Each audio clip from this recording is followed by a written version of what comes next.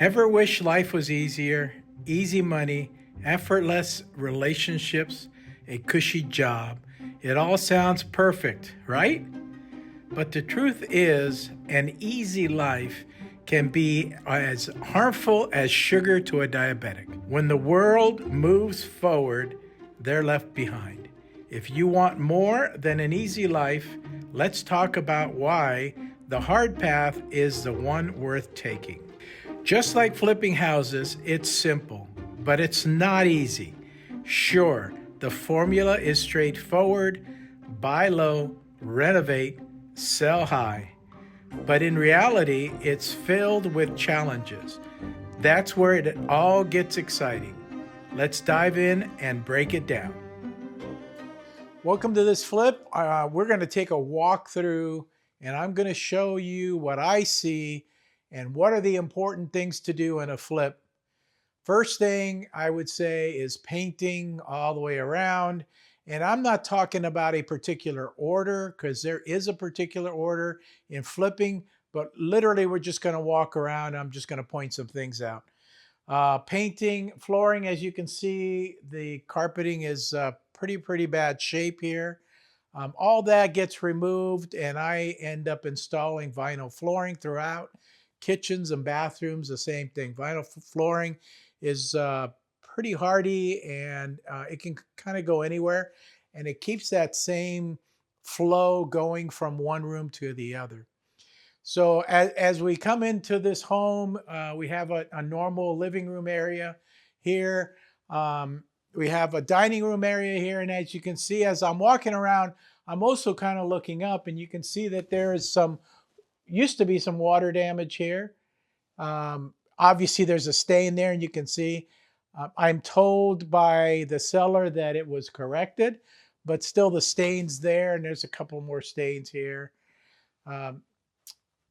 This is is about a 70s chandelier, so that's something that's going to need to be replaced and put in a more modern fixture. We'll come into the kitchen here, and the kitchen is very unique in this property. Large kitchen with an island, and as you can see, really dark cabinets, dark tile. All this gets removed. I don't like to keep the old cabinets. They're basically they're plywood, and then inside is pressed wood in here. So it's not something that, I wouldn't even consider painting this at all. So it's something that just needs to be replaced. So I would literally tear all this stuff out and replace it. Probably keep the center island here. In fact, maybe make the center island a bit larger. As you look up, you can see that these are old fluorescent lights. That has to go. I put can lights all over. And in here, I would put can lights literally all the way down into this extra room that we're going to talk about. One of the features back in the 70s and the 80s was literally a barbecue grill inside the house. And that's what you're looking at here. Obviously, something like this is not modern. All this would be removed, and we just put extra storage space here. We have a pantry. That's the pantry door. And then we walk into kind of a family room area in the middle here. And then this is a sunken family room as well. We've got traditional 70s wet bar. I would remove that. It's just kind of an eyesore sitting out in the middle of the room here. No need really to have a wet bar. If you wanted a wet bar, take this and put it over towards that wall, and then you can keep it. But honestly, it's not something modern that people would want to put. So the next decision is, do we want to make all this flooring the same level? So you could take this area and literally pour cement so that it's level with the rest of the area, and you don't have this, potential trip hazard here, going up or coming back down, trip hazard. I would probably end up opting to just level this up so that it's all level, one level. The fireplace, red brick, is not in fashion anymore. So all that has to be removed and put in a lot better, uh, fireplace, the tile background, whatever it is that you want to use to make it look nicer. Again, we're looking up at the ceiling here. These are what I call popcorn ceilings. All that stuff needs to be removed. That's old fashioned and just not, something that you want to leave, that you could sell the property. As we go back here, there's a bedroom downstairs.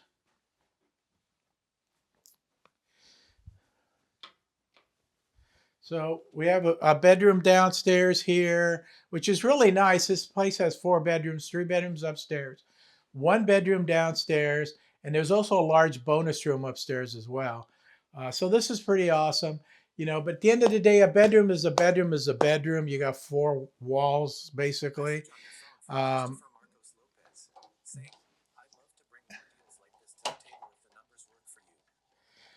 Windows, these are single pane windows.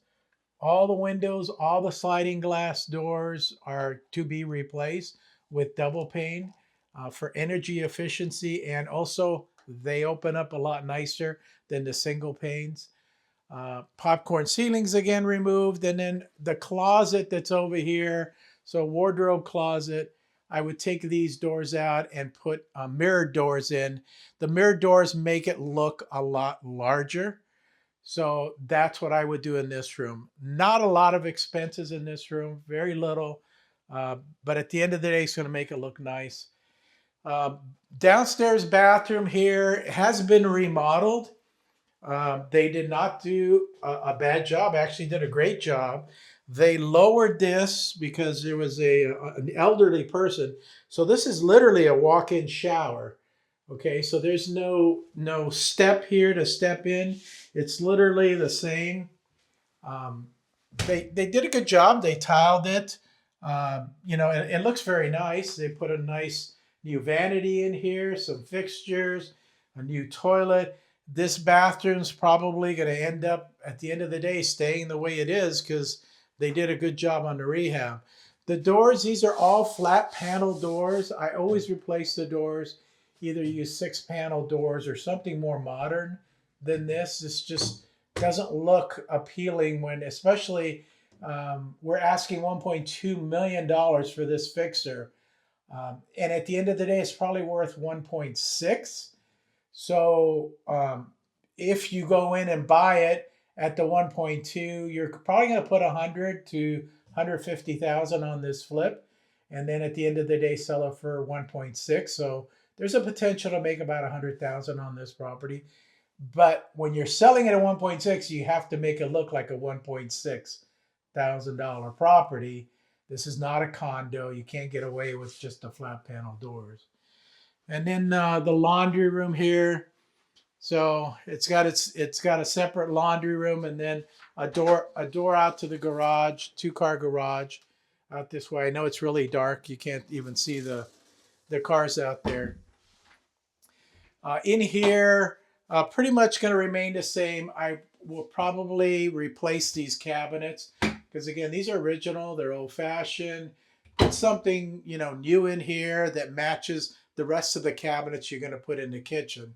So kind of keep the same theme. The flooring, this is tile flooring. Again, I like to do vinyl throughout, so I would probably tear this out. But, I mean, that's up to you if you want to save a little bit of money. This tile flooring is not bad. It's not the little squares. These are probably, I'd say, 16-inch squares. So it's a little bit more modern. I'm not too thrilled with the color, but it does match what's here, matches what's in the bathroom. So if you just wanted to leave these 2 areas the way they are, you could probably get away with that. But again, we're talking $1.6 million. You need to make it look like $1.6 million. Okay.